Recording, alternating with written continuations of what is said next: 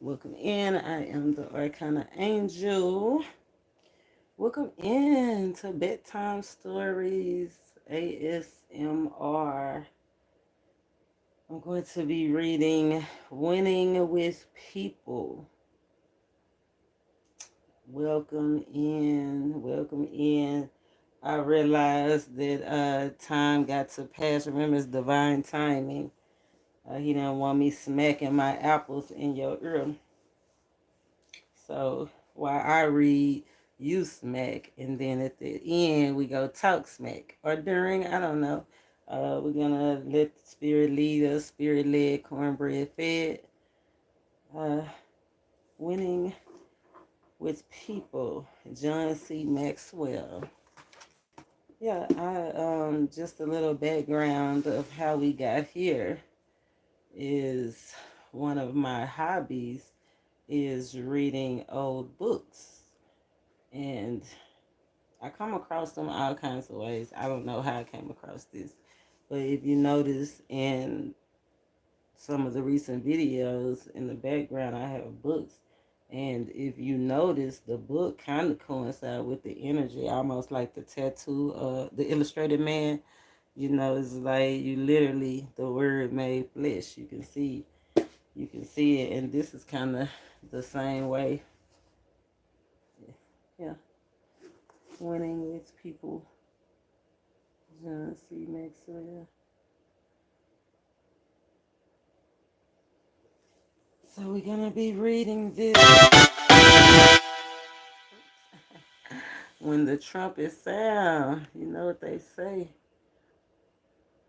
But who wants to hear that?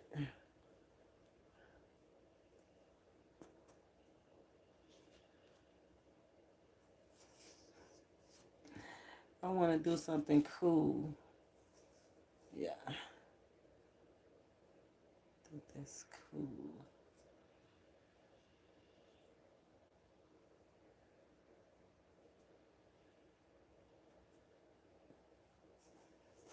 All right. Yeah.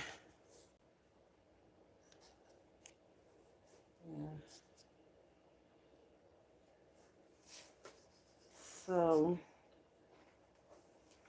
I got this book and I looked at it and I flipped through. I haven't read it yet. We'll be doing that together. I thought it'd be something fun to do on this channel. And so I flipped to the table of contents and I saw people hurt people and are easily hurt by them. And I know that that's one thing that we always talk about is how heal people. That's what we talk about on this channel. Heal people, heal people. But when I flipped through the table of contents and seen hurting people or hurt people and are easily hurt by them, that's what piqued my interest and that's what made me want to share it with you. That's the pain principle. No pain, no gain. That's what they say, right? Uh, and that's true to a certain extent. I think I would agree with that. I'm not sure I agree with everything in this book because I haven't read it yet. But I'll let you know. But that, I think I kind of agree. Pressure bust pipes or pressure make diamonds, right?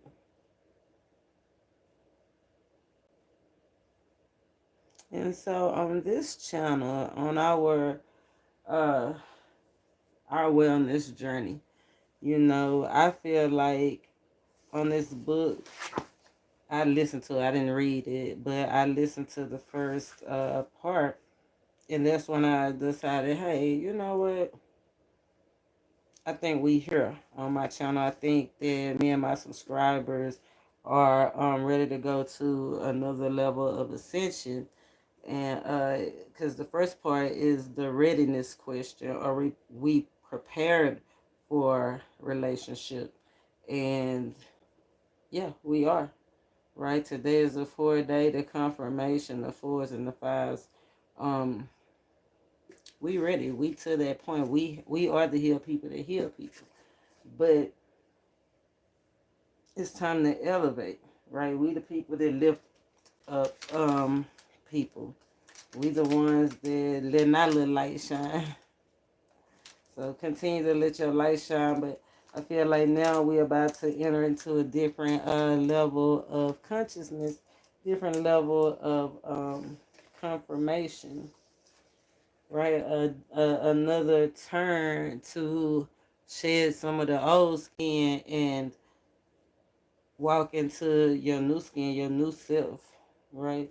Your new identity, the real you per se, the karmic lesson where we are. That's why we're gonna not go through the first five principles because we've already mastered those, right? We are the master teachers, but we are learning as well because I'm pretty sure people that already read this book 1,500 times. You know what I'm saying? But it's our time, right? We don't worry about what other people say. We get our own rewards, right? Every little step we take, that's where we at, right? It's like it's our turn to have,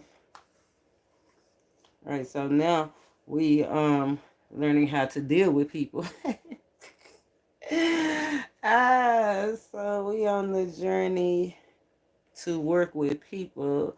I know that we have already Spirit been telling us partnerships is coming, whether it's business or personal partnerships is coming. Right? What would make the perfect partner? Right? Because we're going to another level, another level of consciousness. It's time to share your dream. Whatever your biggest dream is. And I guess that's why Spirit led us to this point right here, this bedtime story, because it's focusing on our dreams. You at a divine point to where you manifesting your dream.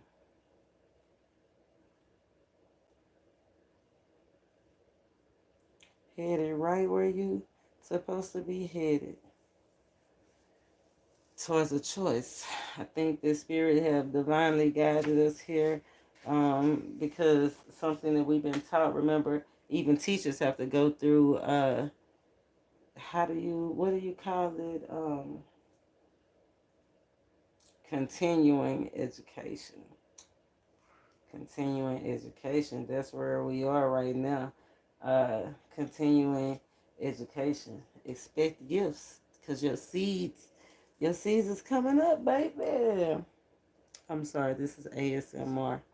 But remember, I am in the South, spirit led, cornbread fed, right? And more fruit and veggies to my diet. Can't just live off cornbread, family. Bread can Man cannot live on bread alone.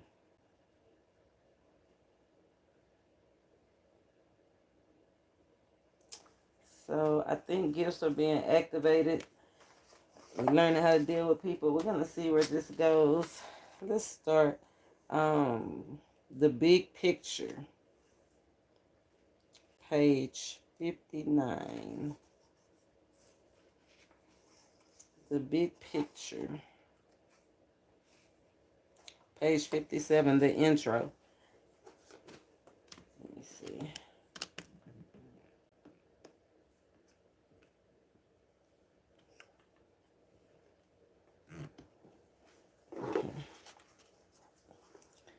The connection question. Are we willing to focus on others?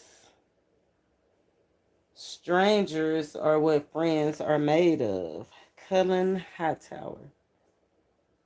All human beings possess a desire to connect with other people. It doesn't matter how young or old, introverted or extroverted, rich or poor, learned or uneducated they happen to be.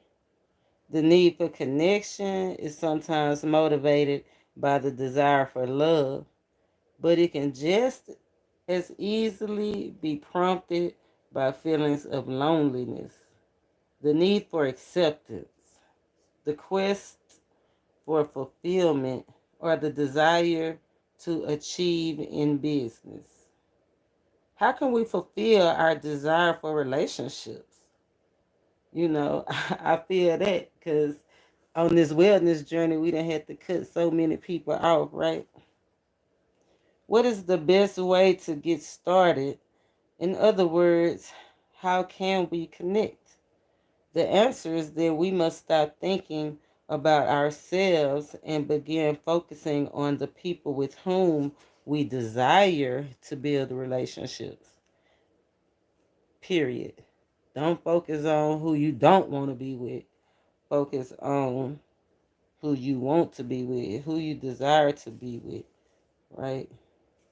That's why the connection question asks, are we willing to focus on others? To increase your chances of connecting with another person, you need to understand and learn the following 6 people principles. The one we gonna be discussing today is the big picture principle. The entire population of the world, with one minor exception, of course, is composed of others.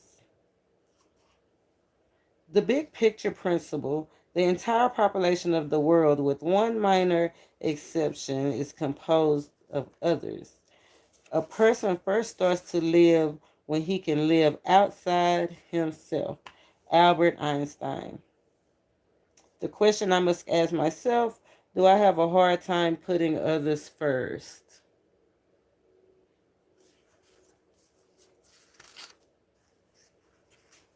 I don't think that's something that most of us will answer it and say, no, we always look out for other people first. But I think it's asking us to really think deeper than just the obvious. What does it take to change people's perspective and help them see the big picture for the first time in their lives? Sometimes it's getting married, other times it's getting divorced or having a child. The bottom line is that people need to understand that everything is not about them. Reading between the lines. I recently read an article about actress Angelina Jolie. The catalyst for her change in perspective was a script. Jolie, who won an Oscar in 1999 for her role in Girl Interrupted, could have been the poster girl for Life Adrift. The child of actors Jon Voight and Marceline Bertrand, she had grown up in Hollywood and indulged in many of its excesses.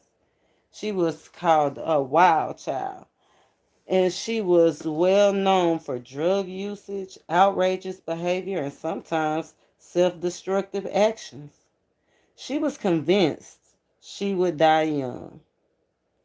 There was a time where I never had a sense of purpose, never felt useful as a person, says Jolie.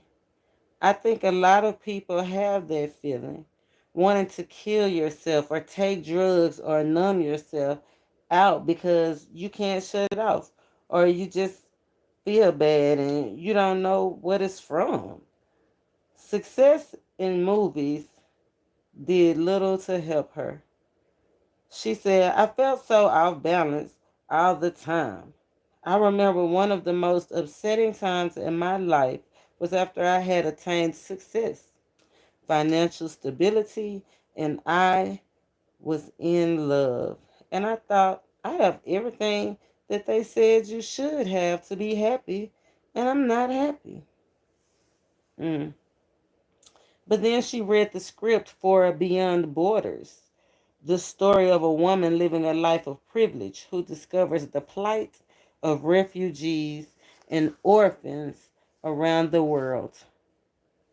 Jolie recalls something in me really wanted to understand what the film was about. These people in the world, all these displaced people in war and famine and refugees, and just to be honest, you see what we're going through right now, right? For a year, she traveled around the world with UN workers. I got my greatest life education and changed drastically. She said she visited camps in Tanzania, Cambodia, Pakistan, Namibia looks like something in China, Asia, Thailand. Her entire perspective changed. She realized that the entire world was made up of other people, many of whom were in dire circumstances, many of whom she could help. When the United Nations High Commissioner for Refugees asked her to become a Goodwill ambassador in 2001, she was happy to do it. She also began donating money to help refugees and orphans, including $3 million to the UN's refugee program.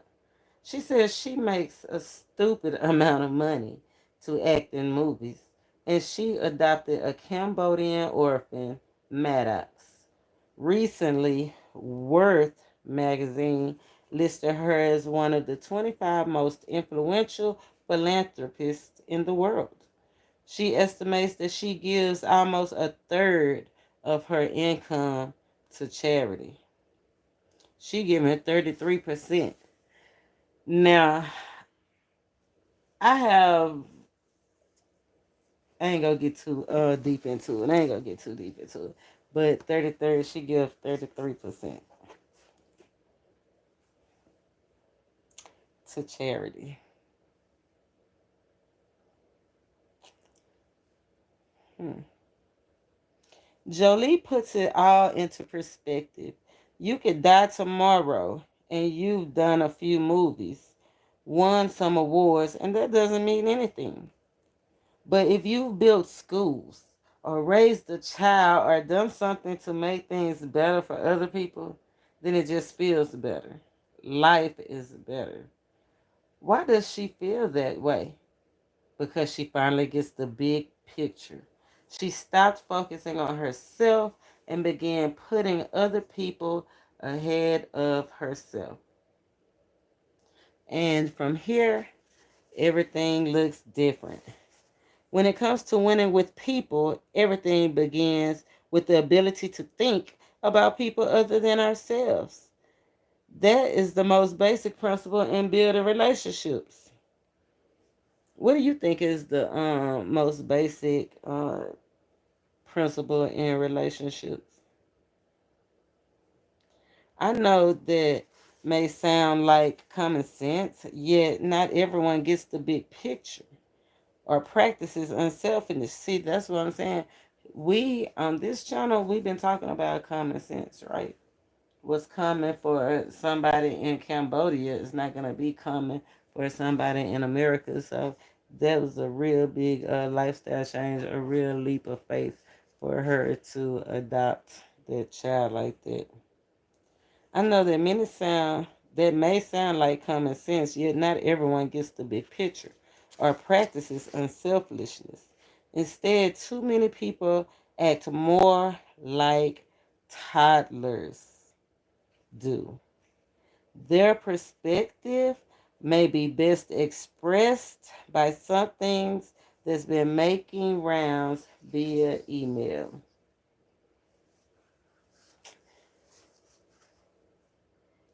If I like it, it's mine. If I can take it away from you, it's mine.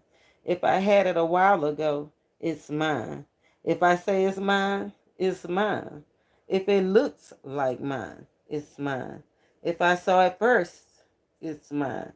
If you're having fun with it, it's definitely mine. If you lay it down, it's mine. If it is broken, it's yours. Like a toddler. I hope too many of those attributes didn't hit too close to home. But I'm pretty sure you recognized it in some people.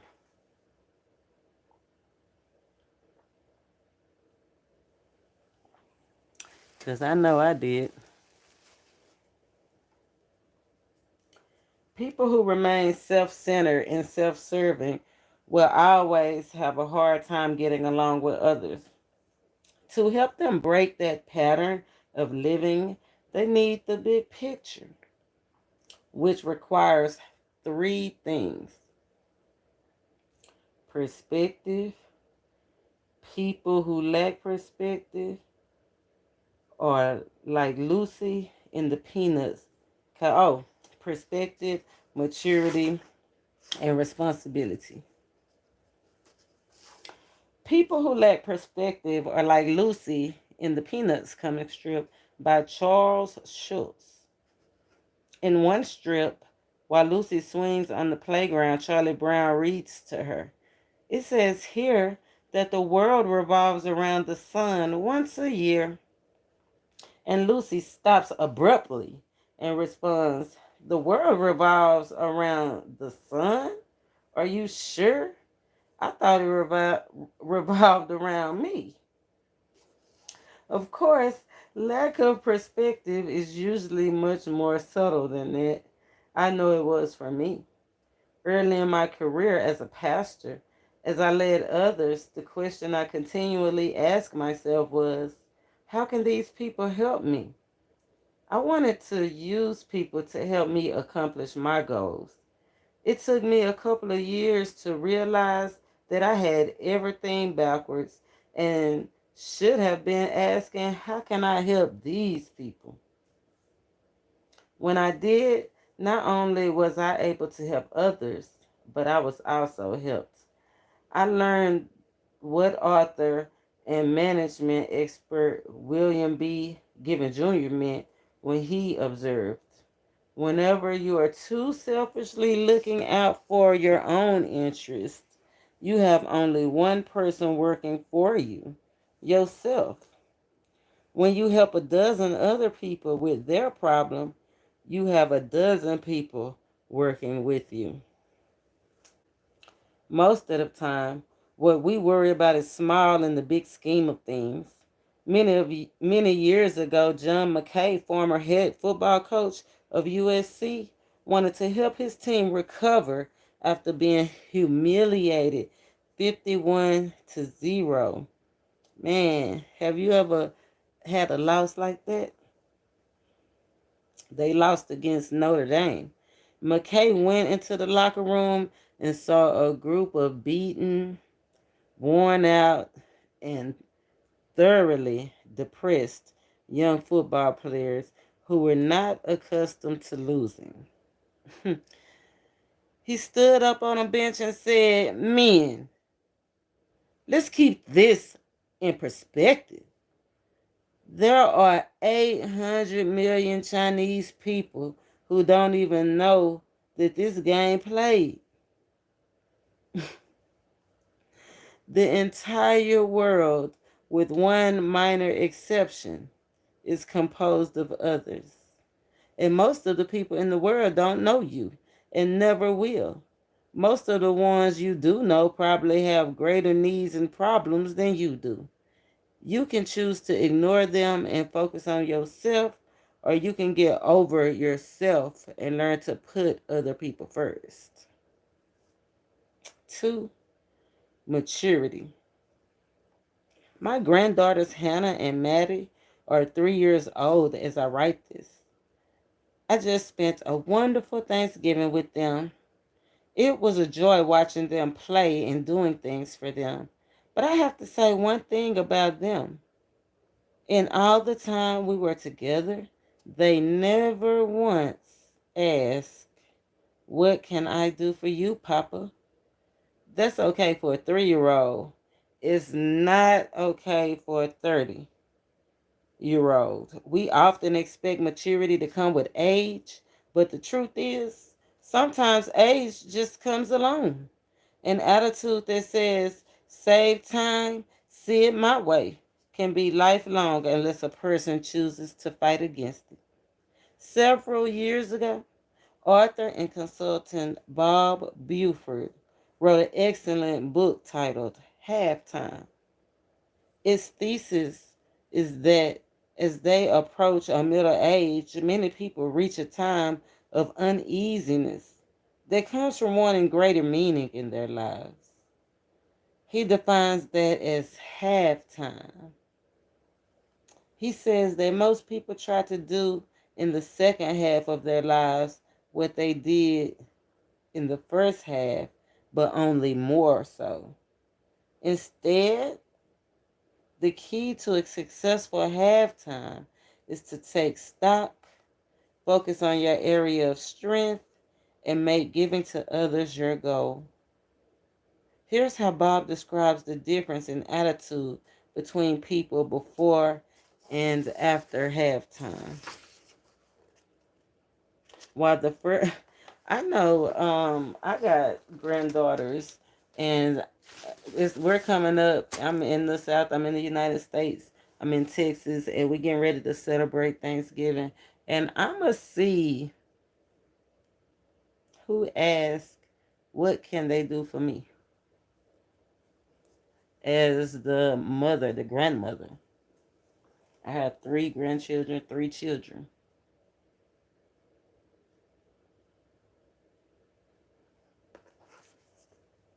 It's gonna be interesting.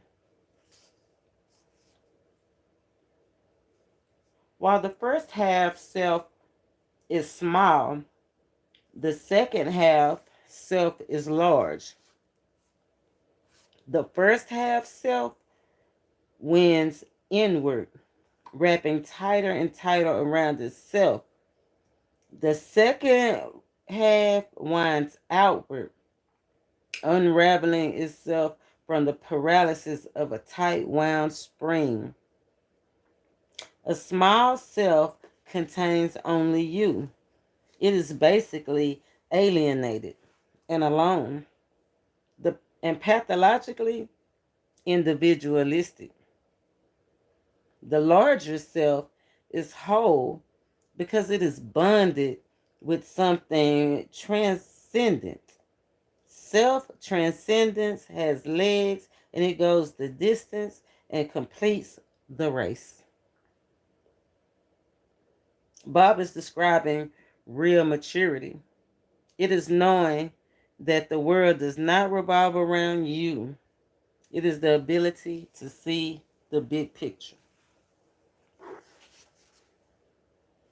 Responsibility. Number 3. You may have observed that marriage has a way of magnifying an irresponsible person's lack of responsibility. Unmarried people without children have much more freedom than people who are married and are parents. Anyone who goes into marriage expecting to maintain the same level of freedom they had when he or she was single is going to put his or her marriage at risk. To make a marriage work, both parents must be responsible. Marriage relationships mature when each partner stops asking, "What can my spouse do for me?" and starts taking the responsibility to ask, "What can I do for my spouse?" Leadership puts similar demands on people. Accepting leadership responsibilities for the first time exposes an individual's level of maturity and sense of responsibility. Irresponsible leaders have a me first attitude and use their position for personal benefit. Responsible leaders have an others first attitude and use their position for serving people, taking responsibility, being an example, giving others credit, and mending relationships. Good leaders understand that for the team to succeed, they must put others first. Opening your eyes to the big picture. If you would like to improve your ability to see the big picture and put others first, then do the following. Get out of your own little world. When I was a kid growing up in Ohio, I didn't know much about the world, and that led me to have a rather narrow view of life when I was a young man. I remember thinking that anyone, regardless of circumstances, could get ahead through hard work. When I took a trip to a developing country, I saw people who worked much harder than I did, but were unable to escape poverty. My thinking began to change as my world enlarged. To focus, to change focus, people need to get out of their own little world. If you have a narrow view of people, go places you have never gone. Meet the kind of people you do not know and do things you have not done before. It will change your perspective as it has done mine. Check your ego at the door. Have you ever spent much time talking to someone with a big ego? The good news is that such people never talk much about others. Maybe that is because they're always me deep in conversation. That's funny. Me deep in conversation. I ain't never heard that one before. The bad news is that if you don't want to hear about them, you're going to be bored very quickly.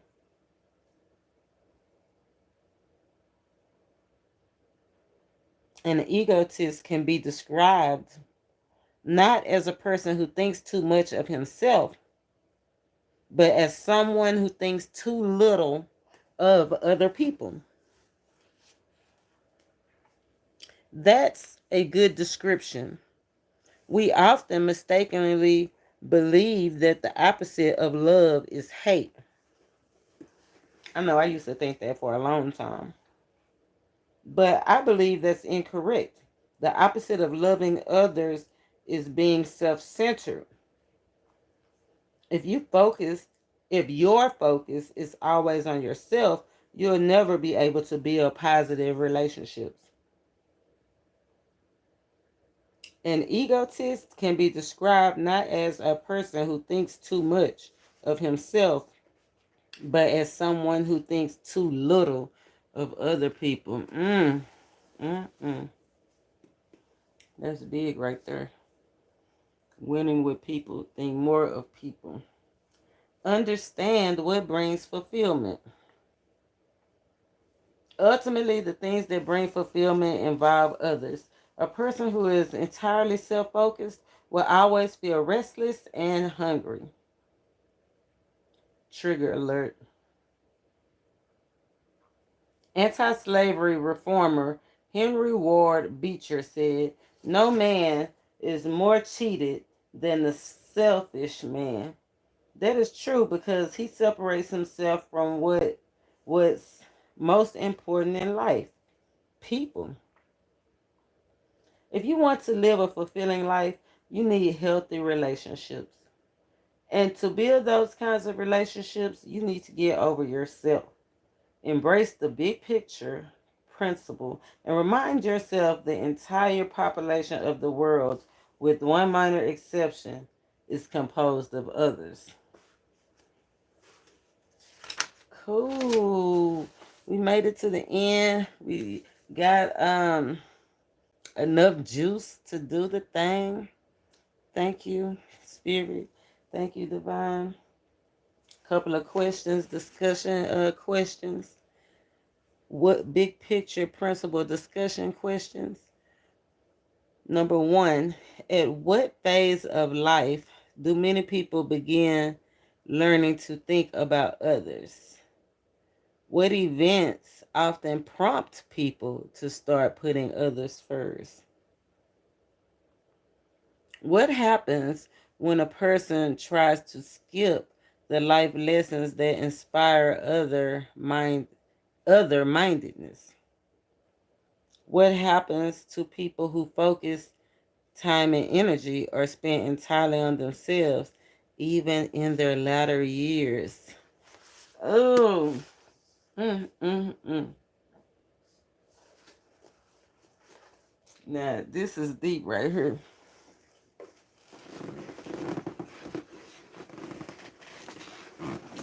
This, this deep. Because, yeah. I'll be looking at my little fupa. You know, try to keep it cute for the people. Try to keep it cute for the people now. Anyway. At what place do many people begin learning to think about others? When did I care about other people? That was my quote. When I heard that, I'm like, what? Because I remember I had kids and I was a teenage mother, and I can't even say that I had my kids, and that made me start thinking of other people.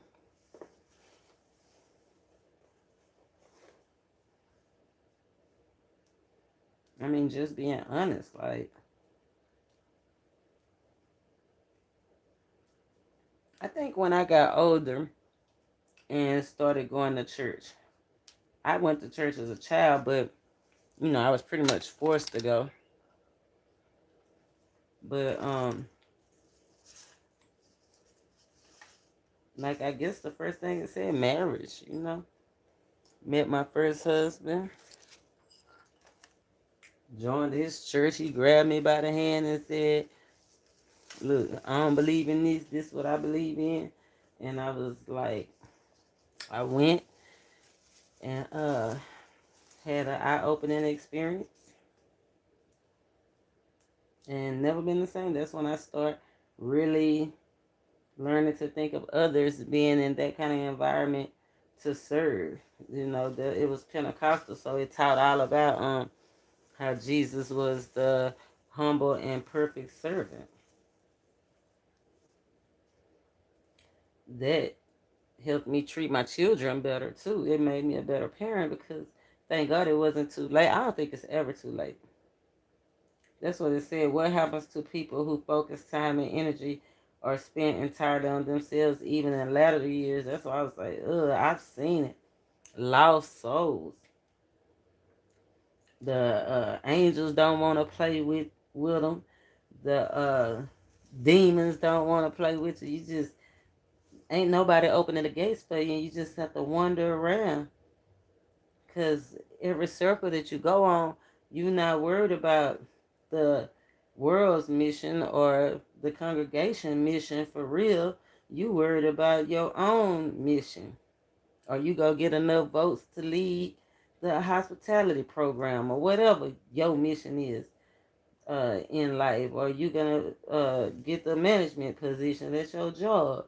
Whatever it is, whatever you focus on, I feel like if you stay focused only on your mission, it's like you're just gonna live life as a lost soul, no real connections,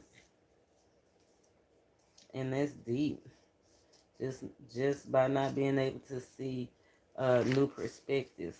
Number two, what is the main difference between people with big egos and those with confidence? Can somebody help me? Win with people, heal people, heal people. What's the difference between people with big egos and those with great confidence? Why is a big ego undesirable and why is confidence desirable? That's so funny because I think the last reading I just did, I asked my subscribers and my watchers to go define finesse. I feel like that's the difference. I feel like confidence, when you have confidence, you understand to make it good for everybody. And when you have a big ego, it's like you operating out of self. But tell me what you think. It's not all about what I think. That's why I wanted to bring this up for discussion. What's the difference between people with big egos and the ones with great confidence? And why is a big ego undesirable? Do you think ego and lack of confidence are related?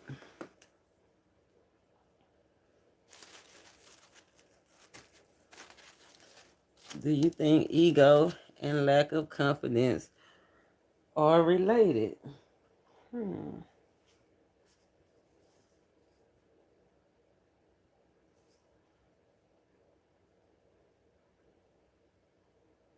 Lack of confidence, not having self-esteem,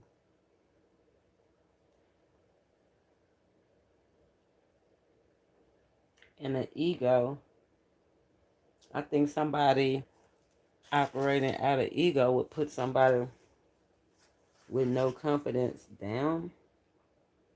Do you think lack do you think ego and lack of confidence are related? Yeah, they cousins, but they not close.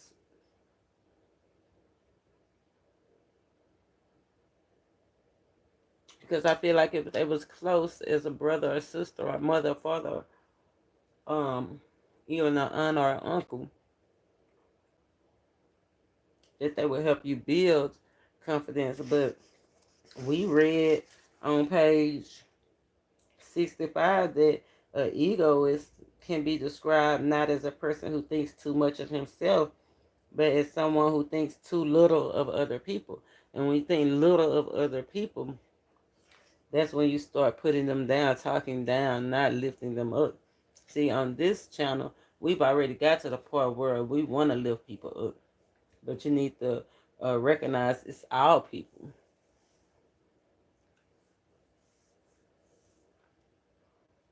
Number 3, describe your experiences with traveling. Which destinations have been similar to your own environment? And have you traveled to places with cultures different from your own?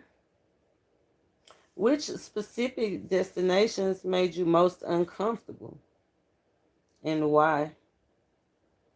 Did you learn anything from traveling there? And where would you like to control, or where would you like to travel in the future? Some of y'all want to take control. And why? Hmm. Describe an experience traveling. Which destinations have been similar to your own environment? I would say I traveled to the East Coast. I'm in Texas. I traveled to Florida and Orlando specifically.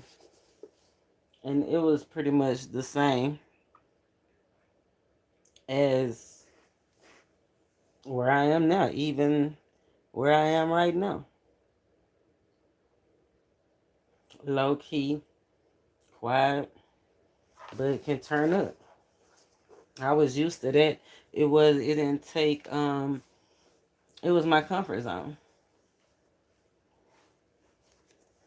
You know what I'm saying? I was used to that. It was my comfort zone.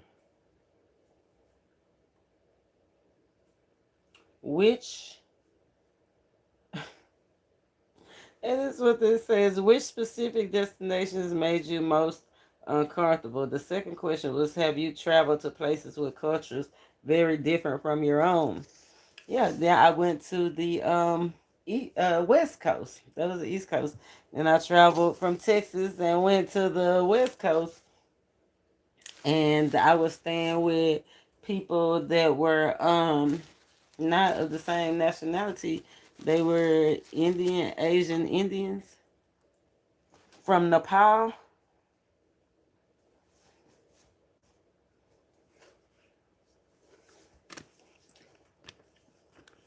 I'm still doing what I was doing. They was Asian Indians from Nepal. And so it was in California though. And so when we ate at home, they showed me how they eat with their fingers, like that. And so, uh-oh.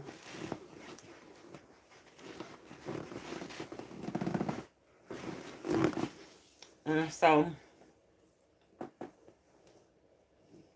when we went out to dinner, we went to a restaurant from their culture, right? Like how we would go to a rib joint. We went to I don't even know the kind of joint. It was good though. Asian food, Asian Indian food was great. So we get there and I'm eating with my fingers. They tell me that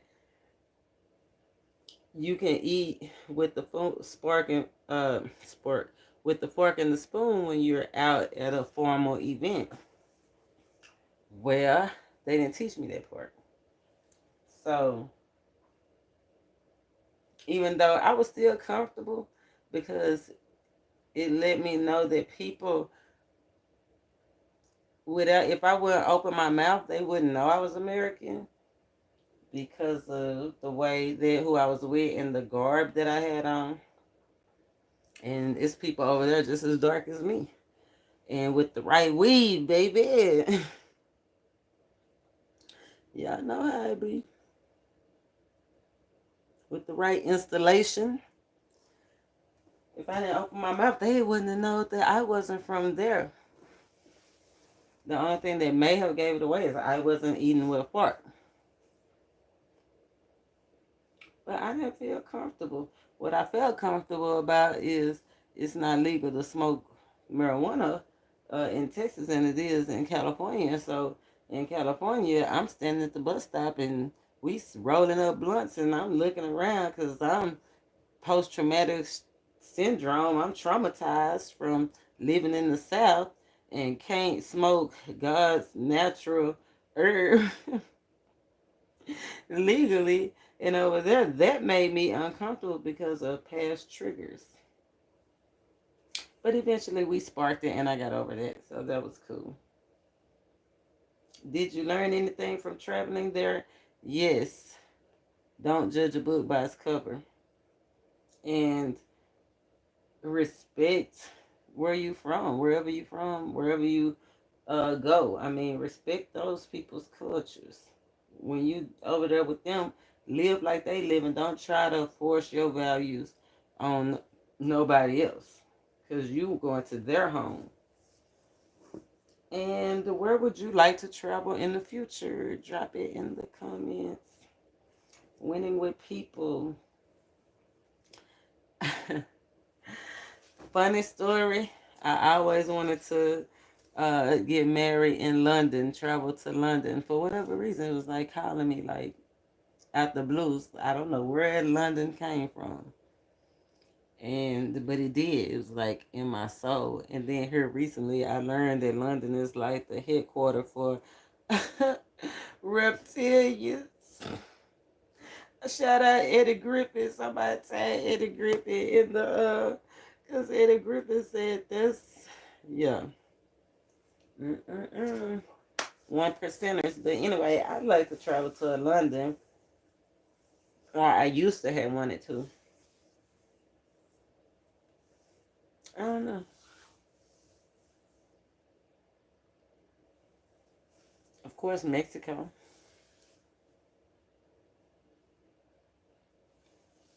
New York.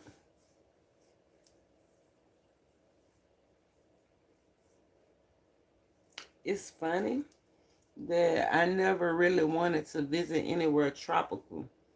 And I don't eat tropical fruit much. So I think that have to do with so maybe I do need to visit somewhere tropical so I can get a new perspective, you know. It's gotta be something, of course, a new life lesson. Number 4, how would you define fulfillment? Can a person with no meaningful relationships be fulfilled?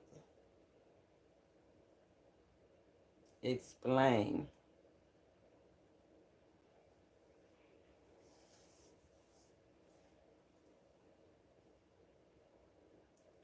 How does your opinion affect the effort you put into relationship building? How would you define fulfillment?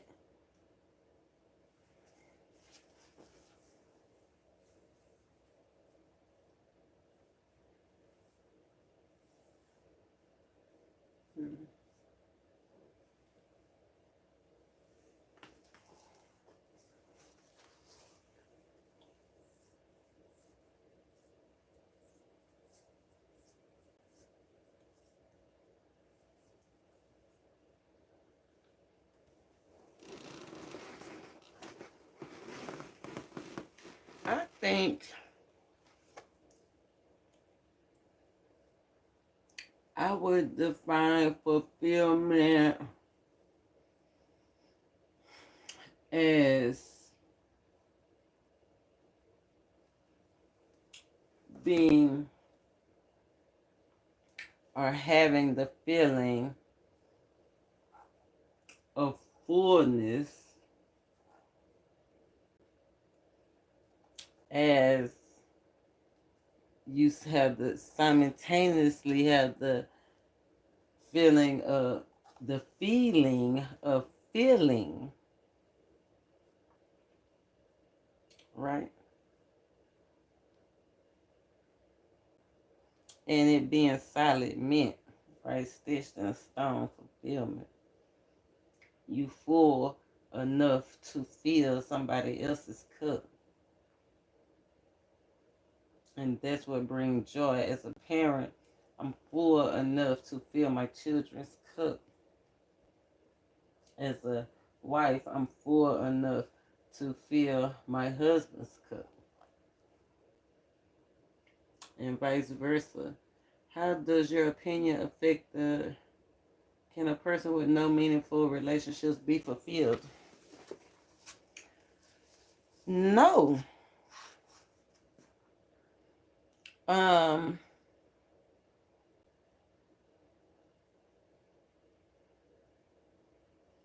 when I say no, it's because so many people look for fulfillment from outside sources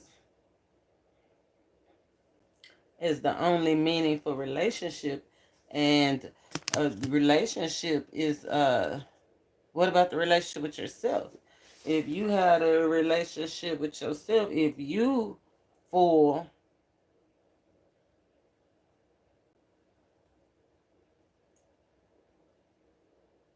with yourself, that's why it's very important to be in tune with yourself. What if you are stranded on that desert island? Shout out Tom Hanks, that movie Castaway, right? He was trapped on that desert. He was just him by himself, and his relationship with his volleyball. But the relationship with his volleyball was him speaking to himself, right? As long as he kept talking to himself, he talked his way up out of it. So if I feel like you can't survive without a meaningful relationship, even if the relationship is, it have to be even with a relationship with yourself. And it said, how does your opinion affect the effort you put into relationship building?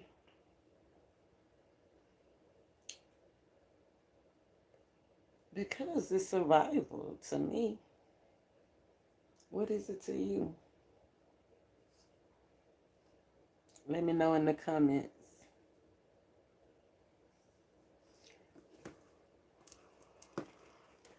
And last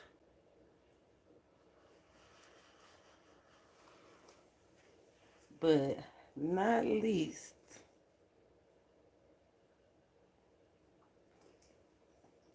question number 5.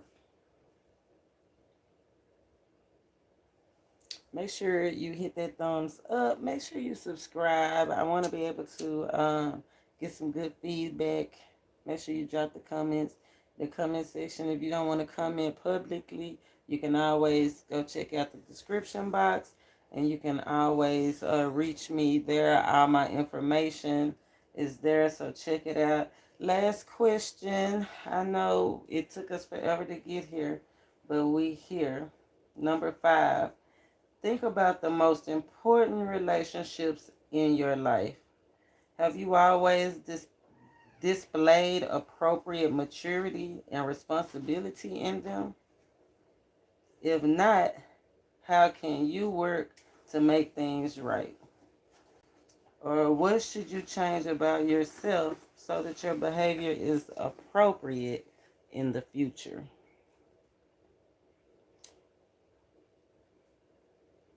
Think about the most important relationships in your life.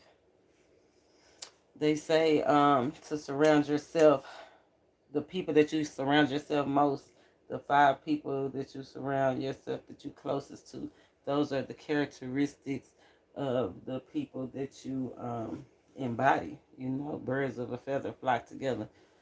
That's what they say. What's important? What's the most important relationships in your life? Have you ever displayed appropriate maturity and responsibility in them? And if not, how can you work to make things right? What should you change about yourself so that your behavior is appropriate in the future? Well, that was winning with people. We'll end on that note. Give us something to dream about, right? Sweet dreams, happy endings, happy trails. John.maxwell. Winning with people. It was fun. Tune in, hit that bell, and be ready for the next version, the next excerpt. Till next time, namaste. As my sister would say, and I'm going to stay right here.